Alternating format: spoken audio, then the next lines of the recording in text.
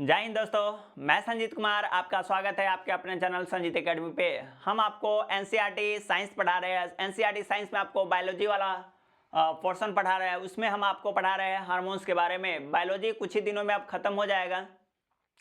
हम आपको हार्मोन्स का 2 क्लास पढ़ा चुके हैं। आज होगा लास्ट एंड आखिरी क्लास होगा। इसमें इससे पिछले क्लास में हम आपको बताए थे क्या, ऑक्सीटॉक्सिन हार्मोन के बारे में, ऑक्सीटॉक्सिन हार्मोन एंड थायराइड ग्रंथि के बारे में बताए थे। थायराइड ग्रंथि के बारे में आपको बताया था, यह वृद्धि एवं विकास में सहायता करता है। या गला में क्या होता है, सूजन आ जाता है, तापमान में कमी आती है, लगातार क्या होता है, थकान उत्पन्न होता रहता है। इसका ये लक्षण के बारे में बताए थे।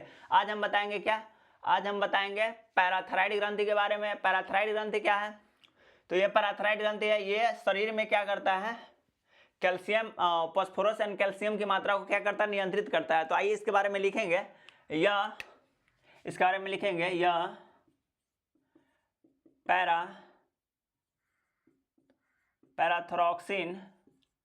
पैराथायरॉक्सिन नामक हार्मोन्स निकालता है, हार्मोन निकालता है। क्या करता है, निकालता है। यह पैराथायरॉक्सिन हार्मोन निकालता है। उसके बाद क्या करता है, यह शरीर में फास्फोरस एंड कैल्शियम की मात्रा को नियंत्रित करता है। फास्फोरस एंड कैल्शियम की मात्रा को नियंत्रित करता है। क्या करता है, फास्फोरस और कैल्शियम की मात्रा को नियंत्रित करता है। अगर मान लीजिए नोट लिखिएगा, यहाँ पे एक नोट लिखिएगा, नोट में लिखिएगा ये कि अगर फास्फोरस और कैल्शियम की मात्रा हमारे शरीर में अधिकता हो जाए, अगर फास्फोरस और कैल्शियम की मात्रा, फास्फोरस एंड कैल्शियम की मात्रा अधिकता हो जाए हमारे शरीर में, तो यह क्या करेगा, रक्त से क्या हो गया, रक्त की नली में स्रावित होने लगेगा। और जब फास्फोरस एंड कैल्शियम रक्त की नली में स्रावित होने लगेगा तो क्या होगा, कैल्शियम कार्बोनेट यानी कि पथरी बनने का, कैल्शियम ऑक्सीजेट का पथरी बनने का संभावना ज़्यादा हो जाता है। मतलब रक्त में पथरी बनने की संभावना ज़्यादा होने लगती है। तो आइए नोट में लिखेंगे, पैराथायराइड ग्रंथि ज़्यादा होने पर, नोट में लिखिएगा,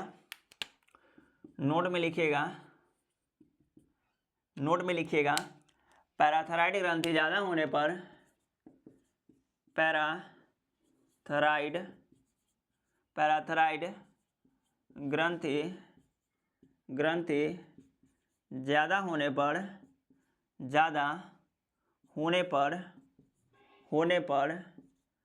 ज़्यादा होने पर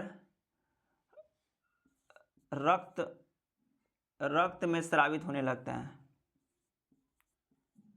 रक्त में स्रावित होने लगता है। पैराथायराइड ग्रंथि ज़्यादा होने पर रक्त में स्रावित होने लगता है। पैराथायराइड ग्रंथि रक्त में ज़्यादा होने पर रक्त में स्रावित होने लगता है या चला जाता है और हड्डियाँ कमज़ोर हो जाता है। जब कैल्शियम एंड फास्फोरस गलना स्टार्ट करेगा, मतलब पैराथायराइड ग्रंथि ज़्यादा होगा, गलना स्टार्ट करेगा, तो क्या करता है, कम हो जाएगा। तो हड्डियाँ क्या होगा, कमज़ोर पड़ना स्टार्ट हो जाएगा, कमज़ोर होना स्टार्ट हो जाएगा। क्या होगा, कमज़ोर पड़ जाता है। क्या हो जाएगा, कमज़ोर पड़ जाता है। हड्डियाँ क्या हो जाएगा, तो कमज़ोर पड़ जाता है। ठीक है, हड्डियाँ क्या होगा, कमज़ोर पड़ जाता है, जिसे ऑस्टियोपेरोसिस, जिसे ऑस्टियोपेरोसिस नामक रोग हो जाता है, जिसे जब हड्डियाँ की कमी होगा और वह रक्त में स्रावित होने लगता है तो हड्डियाँ कमज़ोर हो जाता है, जिससे क्या बोलते हैं, ऑस्टियोपेरोसिस नामक रोग हो जाता है। और तथा तथा रक्त में कैल्शियम का पत्थरी बन जाता है,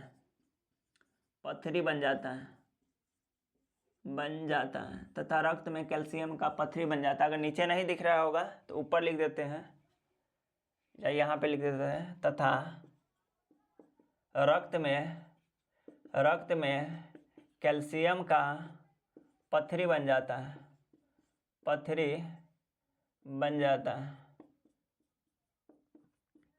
ठीक है। रक्त में कैल्शियम का पत्थरी बन जाता है। इसके बाद हम पढ़ेंगे क्या, तो अधिवृक्क ग्रंथि के बारे में पढ़ेंगे। इसके बाद क्या पढ़ेंगे, अधिवृक्क ग्रंथि के बारे में पढ़ेंगे। आइए अधिवृक्क ग्रंथि को, इसको आप लिख लिए होइएगा, नहीं लिखे होइएगा तो वीडियो रोक कर लिख लीजिएगा। अधिवृक्क ग्रंथि के बारे में पढ़ेंगे। अधिवृक्क ग्रंथि क्या होता है, अधिवृक्क ग्रंथि में होता है कि वह किडनी के जस्ट ऊपर होता है, उसी को क्या बोलते हैं, एड्रिनल ग्रंथि भी बोलते हैं। जिससे क्या स्रावित होता है, एड्रिनल हार्मोन स्रावित होता है। उसको क्या बोलते हैं, लरो उरो हार्मोन भी कहते हैं। क्या बोलते हैं, लरो उरो हार्मोन्स भी कहते हैं उसको। 4S कहने का मतलब क्या हो गया, लरो उरो। जैसे कि क्या है टॉपिक, अधिवृक्क ग्रंथि,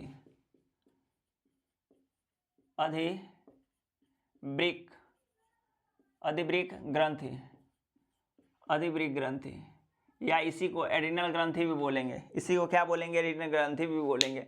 यह क्या करता है, 4S स्रावित करता है। यह क्या करता है, 4S स्रावित करता है, अर्थात इसे 4S हार्मोन्स भी कहते हैं। या किसे क्या कहते हैं, 4S क्या बोलेंगे, 4S हार्मोन्स। इसे क्या बोलेंगे, तो इसे 4S हार्मोन्स भी कहेंगे। इसे क्या कहेंगे, 4S हार्मोन। क्या बोलेंगे, 4S हार्मोन। 4S हार्मोन्स का मतलब हो गया sex, source of energy, sex, salt and sugar, and source of energy. Sex, salt, sugar and source of energy मतलब होगा सेक्स हार्मोन। क्या होगा, सेक्स हार्मोन। क्या लिखेंगे इसको, सेक्स हार्मोन। उसके बाद क्या होगा, सेक्स, शुगर मेटाबॉलिज्म।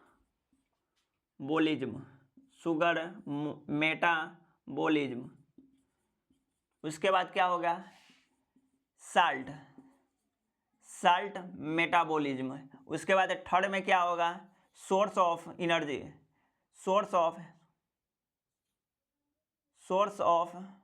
क्या होगा, सोर्स ऑफ एनर्जी। क्या होगा, सोर्स ऑफ एनर्जी। क्या होगा, सोर्स ऑफ एनर्जी।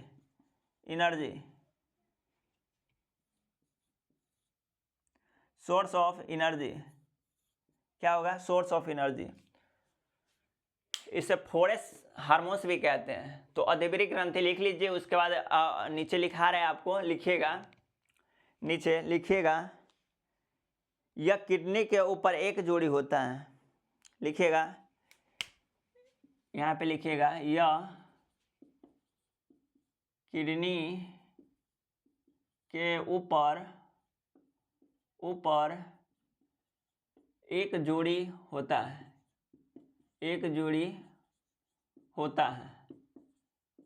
है। सेकेंड पॉइंट लिखिएगा, इसे 4S हार्मोन्स भी कहते हैं। इसे 4S हार्मोन्स भी कहते हैं। 4S हार्मोन्स भी कहते हैं। उसके बाद ये वाला लिख लीजिएगा, 4S मतलब सेक्स हार्मोन, उसके बाद शुगर मेटाबॉलिज्म, उसके बाद salt metabolism and source of energy metabolism. Sex, sugar, salt and source of energy. Sex, sugar, salt and source of energy. इसको लिखिए।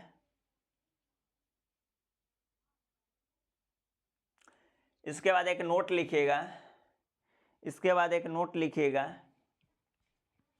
अधिवृक्क ग्रंथि को हम आपको बताए हैं कि अधिवृक्क ग्रंथि को एड्रिनल ग्रंथि बोलते हैं। तो लिखिएगा, ये लिख लिए होइएगा आप, नहीं लिखे होइएगा तो वीडियो रोक कर लिख लीजिएगा। चलिए, इसके बाद लिखिए, एक नोट लिखिएगा। उस नोट में लिखिएगा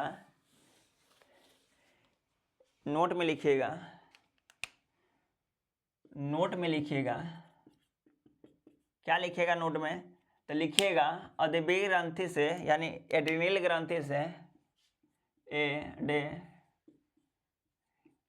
एड्रेनल ग्रंथि से क्या लिखिएगा, एड्रेनल ग्रंथि से, सॉरी, एड्रेनल ग्रंथि से क्या निकलता है,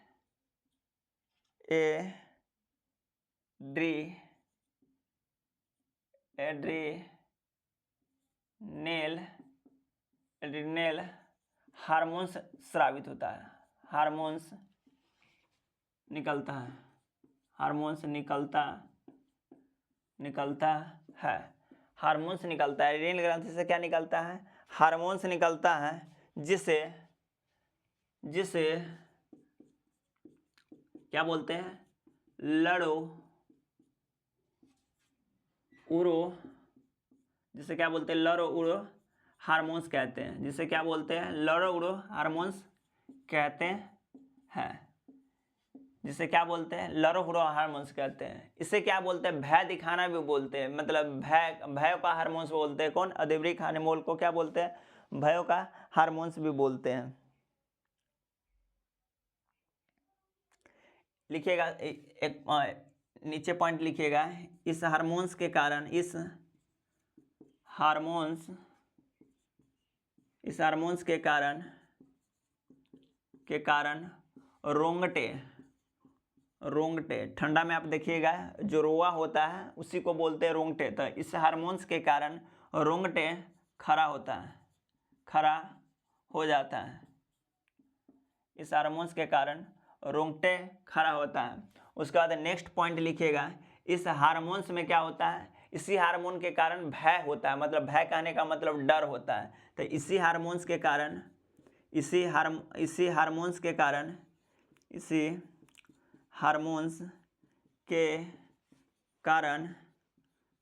भय उत्पन्न होता है,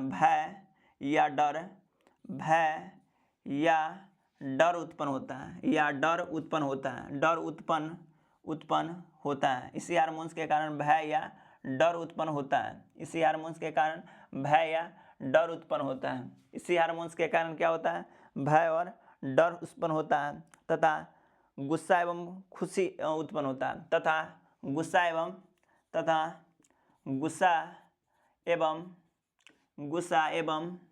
खुशी उत्पन्न होता है, तथा गुस्सा एवं खुशी उत्पन्न होता है, खुशी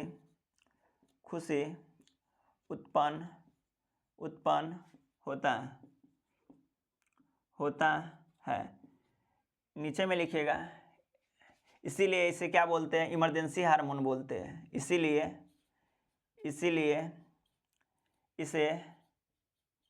इसे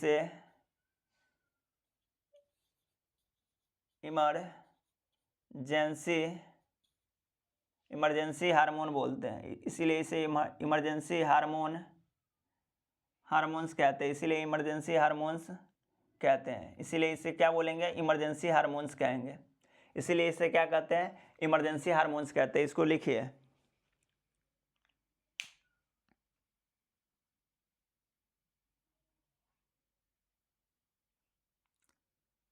नोट में लिखिएगा, एक और नोट लिखिएगा, वहां पे लिखिएगा कि एड्रिनल ग्रंथि के कमी के कारण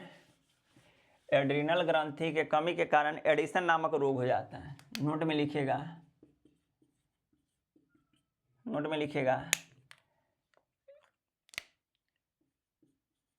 एड्रेनल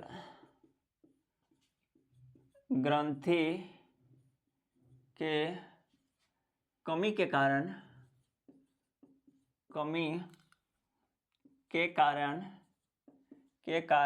क्या होता है, तो एड्रिनल ग्रंथि के कमी के कारण एडिशन नामक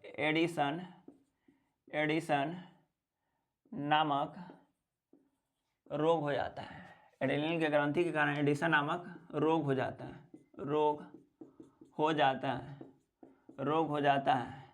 दूसरा नोट लिखिएगा, एड्रिनल ग्रंथि के अधिकता के कारण एड्रिनल ग्रंथि के अधिकता के कारण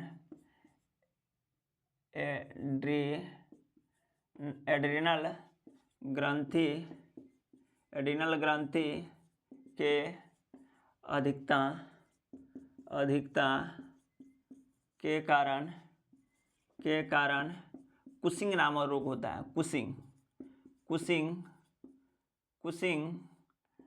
नामक रोग हो जाता है,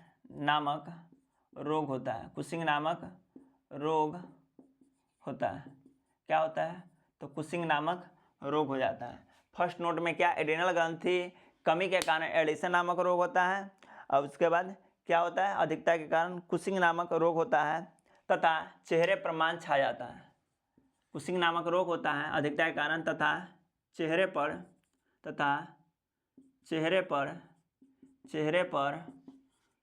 मांस छा जाता है।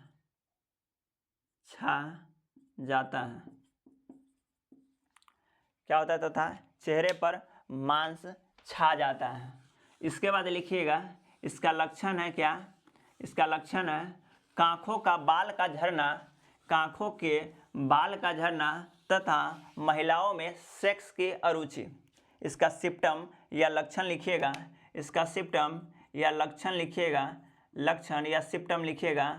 महिलाओं में नहीं, सिम्टम लिखिएगा कांखों का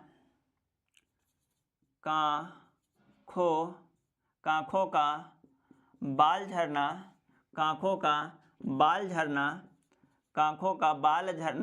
तथा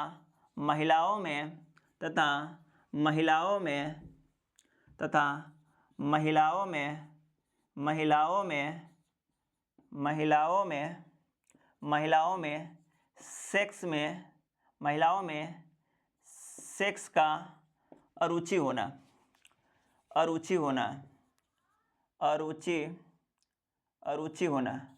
महिलाओं में सेक्स का अरुचि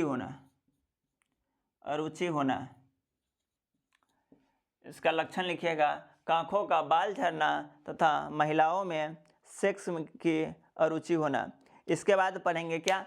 पीनियल ग्रंथि के बारे में पढ़ेंगे। इसके बाद क्या पढ़ेंगे? पीनियल ग्रंथि के बारे में पढ़ेंगे। पीनियल ग्रंथि में क्या है, जैसे कि आप देखे होइएगा कि रात के समय जो होता है उस समय में क्या करना चाहिए? रात के समय में मतलब बल्ब होता है ना, उसको क्या बंद करके सोना चाहिए। क्या होता है? बंद करके सोना चाहिए। बंद करके इसलिए सोना चाहिए, अगर मान लीजिए आप बल्ब बार के सो रहे हैं तो उस कंडीशन में क्या होगा? आपके नींद में परेशानियां उत्पन्न होती रहती है। क्या? जल्दी नींद नहीं आता रहता है और अजीबोगरीब थिंकिंग आपके माइंड में आती रहे। लेकिन वही आप बल्ब बंद करके सो रहे हैं तो उससे क्या होगा? मेलाटोनिक हार्मोन जो होता है वह आपका बहुत अस्थिर रहेगा। लेकिन अगर बल्ब बार के सो रहे हैं आप तो उस कंडीशन में क्या होगा? मेलाटोनिक जो हार्मोन होता है वह बंद हो जाता है, काम करना बंद कर देता है। तो आइए हम पढ़ेंगे क्या? पीनियल ग्रंथि के बारे में पढ़ेंगे। क्या पढ़ेंगे? पीनियल ग्रंथि के बारे में पढ़ेंगे। इसका लक्षण क्या बताए थे? अधिवृक्क ग्रंथि का लक्षण बताए थे कि कांखों का बाल का झड़ना तथा महिलाओं में सेक्स की अरुचि होना।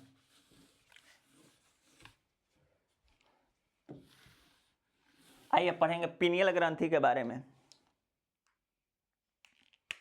अब पीनियल ग्रंथि को बायोलॉजिकल या जैविक घड़ी बोलते हैं। पीनियल ग्रंथि को बायोलॉजिकल घड़ी बोलते हैं। पीनियल ग्रंथि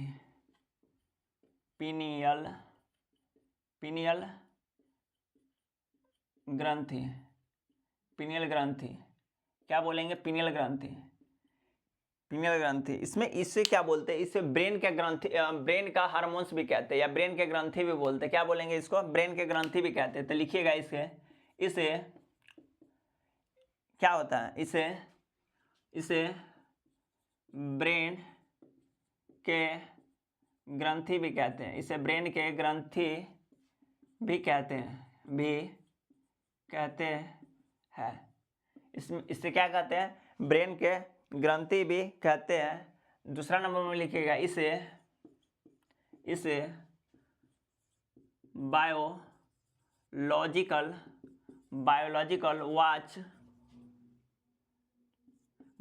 वॉच या जैविक घड़ी भी कहते हैं। इसे बायोलॉजिकल वॉच या जैविक घड़ी भी कहते है। लिखिएगा, इसे बायोलॉजिकल वॉच या जैविक घड़ी भी कहते हैं। समय पर सोना और जगना इसी हार्मोन्स के कारण होता है। समय पर सोना और जगना इसी हार्मोन के कारण होता है। समय पर सोना और जगना इसी हार्मोन्स के कारण होता है। इसी हार्मोन्स के कारण होता है। इसी हार्मोन्स के कारण होता है। समय पर सोना और जगना इसी हार्मोन्स के कारण होता है। आपसे पूछेगा बायोलॉजिकल वॉच किस हार्मोन्स को कहते हैं, तो आपको बताना पड़ेगा क्या, पिनियल ग्रंथि को।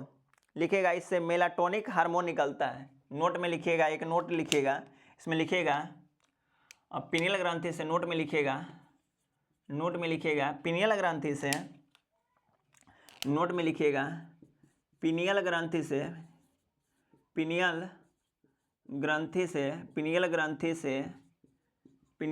से मेलाटोनिक हार्मोन्स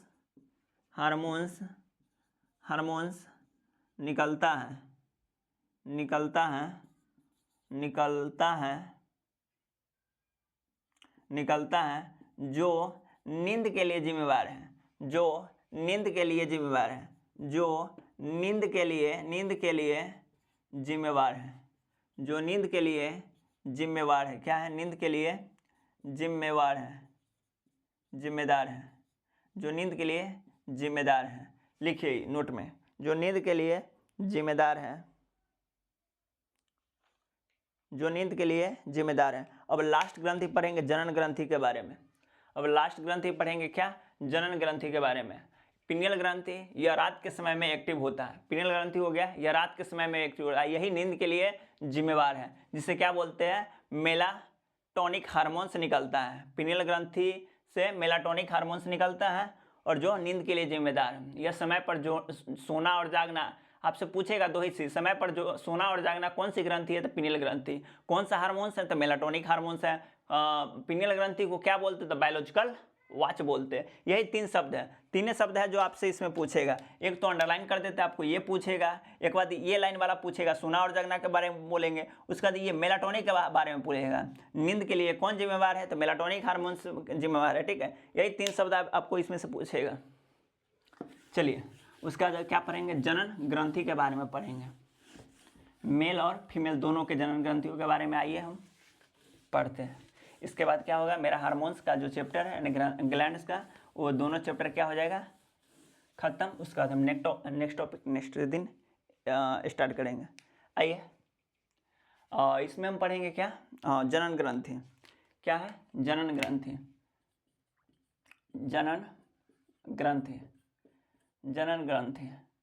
जनन ग्रंथि एक में होगा क्या? एक में होगा जनन ग्रंथि। एक में क्या होगा? एक में होगा फीमेल यानी महिला, फीमेल यानी महिला। एक में क्या होगा इधर? पुरुष। एक में क्या होगा इधर? पुरुष। इसमें क्या होगा? इसमें होगा, एक में होगा क्या? पुरुष में से कौन हार्मोन होता है? एक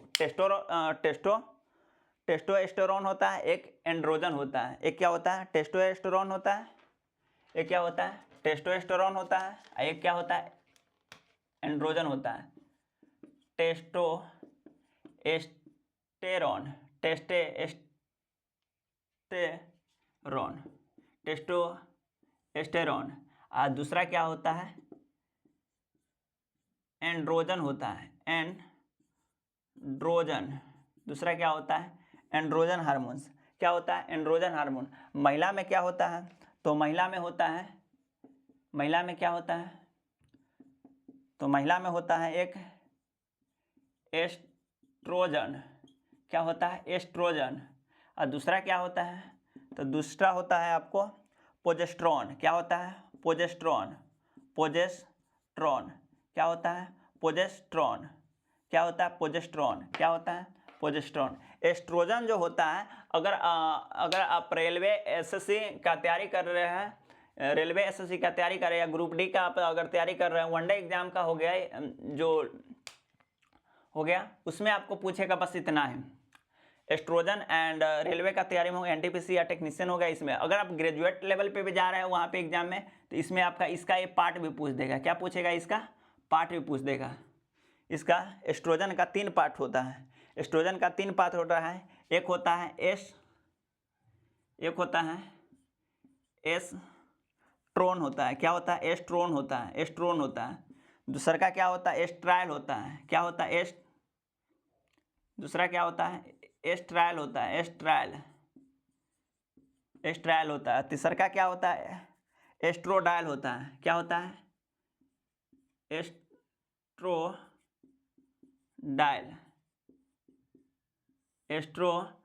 होता है। क्या होता है? एस्ट्रोडायल होता है। इसको बनाइए। उसके बाद आप नीचे लिखिएगा टेस्टोस्टेरोन के बारे में। इसको बना लीजिए। उसके बाद नीचे टॉपिक लिखिएगा क्या?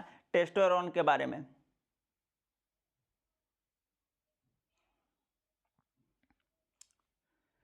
नीचे लिखिएगा क्या? टेस्टोस्टेरोन के बारे में नीचे लिखिएगा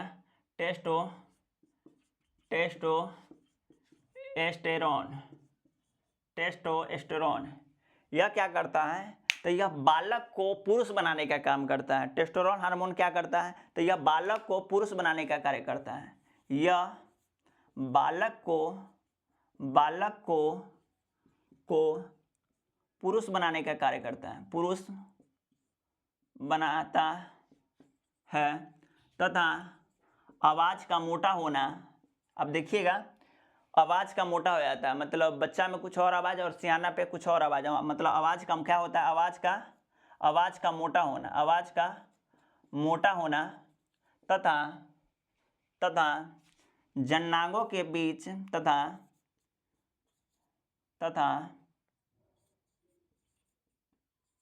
जननांगों के बीच बालों का आना।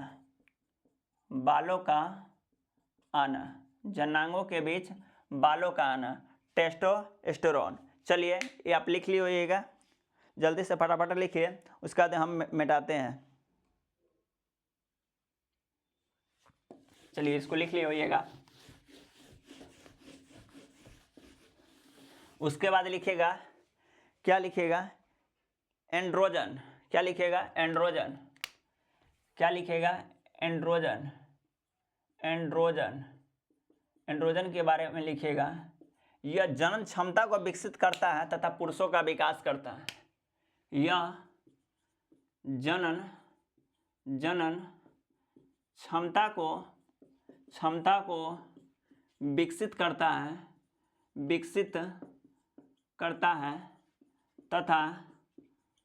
है तथा पुरुषों का विकास करता है। पुरुषों का विकास करता है तथा पुरुषों का विकास करता है तथा यह पुरुषों का क्या करता है? विकास करता है। यह पुरुषों का क्या करता है? विकास करता है। उसके बाद लिखिएगा क्या? उसके बाद लिखिएगा एस्ट्रोजन। एस्ट्रोजन के बारे में लिखिएगा। क्या लिखिएगा? एस्ट्रोजन के बारे में।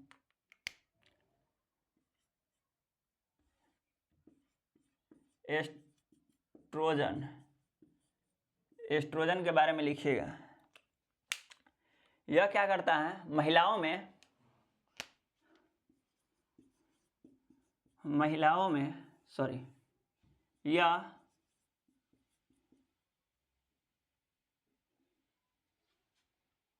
यह एग या अंडा को क्या करता है? अंडा को बनाता है। यह एक तथा अंडा को बनाता है। यह एक तथा अंडा को बनाता है या निकालता है। अंडा को निकालता है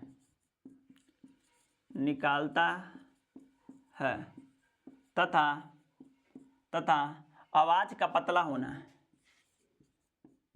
आवाज़ का पतला होना और स्तन का उभार होना। मतलब स्तन का बड़ा होना या स्तन का उभार होना, स्तन का बड़ा होना या स्तन का उभार होना। उसके बाद लिखिएगा एस्ट्रायल के बारे में लिखिएगा। उसके बाद क्या लिखिएगा? एस्ट्रायल के बारे में लिखिएगा। उसके बाद क्या लिखिएगा? एस्ट्रायल के बारे में लिखिएगा।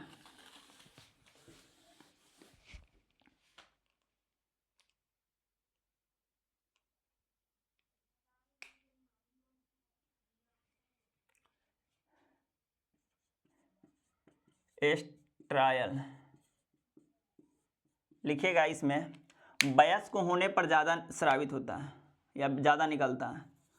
वयस्क महिलाओं का ये हार्मोन्स है। वयस्क होने पर, वयस्क होने पर ज़्यादा निकलना, ज़्यादा निकलना, निकलना, निकलना तथा गर्भधारण की तथा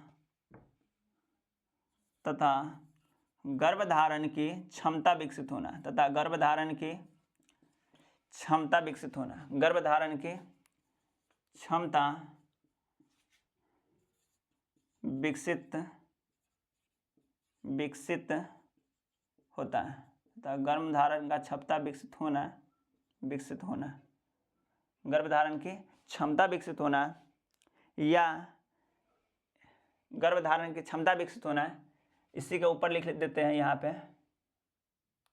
पे लिखते हैं या यहीं पे लिख लीजिए ना, इसे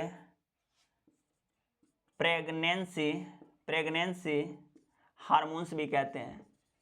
एस्ट्रोटाइल के क्या बोलते हैं? प्रेगनेंसी हार्मोन्स भी कहते हैं। एस्ट्रोटाइल के क्या बोलते हैं? प्रेगनेंसी हार्मोन्स भी कहते हैं। एस्ट्रोटाइल के क्या बोलेंगे? प्रेगनेंसी हार्मोन्स भी कहेंगे। रिलैक्सिन हार्मोन के बारे में लिखिएगा। महिलाओं में एक और हार्मोन्स होता है, रिलैक्सिन हार्मोन। क्या होता है? रिलैक्सिन हार्मोन होता है। महिलाओं में एक और हार्मोन्स होता है। कौन हार्मोन तो होता है? थर्ड नंबर होगा रिलैक्सिन हार्मोन। थर्ड नंबर में लिखिएगा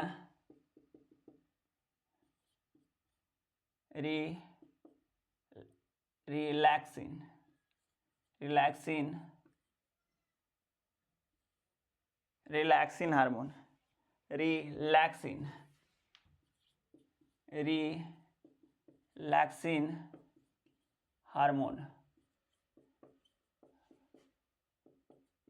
रिलैक्सिन हार्मोन।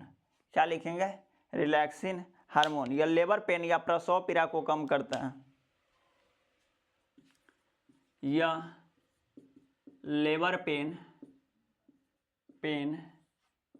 या प्रसव पीड़ा को कम करता है।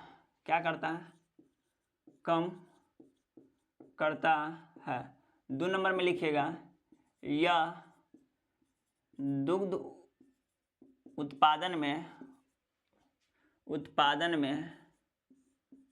सहायता करता है। यह दुग्ध उत्पादन में सहायता करता है। चलिए, अब हुआ मेरा हार्मोन्स टॉपिक खत्म। नेक्स्ट क्लास में हम दूसरे टॉपिक के साथ फिर से स्टार्ट करेंगे। हम आपको बता देते हैं, जैसे कि अगर मान लीजिए अगर कोई भी बच्चा अगर पीसीएस का आप तैयारी कर रहे हैं तो यहाँ पे जैसे हम आपको बताए थे, इसको आप लिख लीजिएगा। हम आपको बताए थे जैसे कि इसको ध्यान कैसे रखेंगे। देखिए, तो पुरुषों में क्या होता है? टेस्टोस्टेरोन। क्या होता है?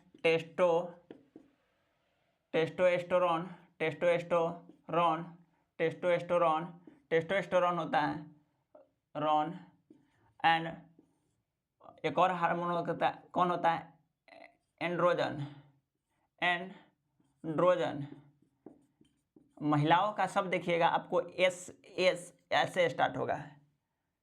जैसे 1-2 हार्मोन्स को हटा के दीजिएगा, जैसे एस्ट्रोजन हो गया, एस्ट्रोट्रायल हो गया, एस्ट्रायल हो गया, उसका बाद एस्ट्रोडाइल हो गया, उसका बाद रिलैक्सिन एंड प्रोजेस्टेरोन हार्मोन्स हो गया।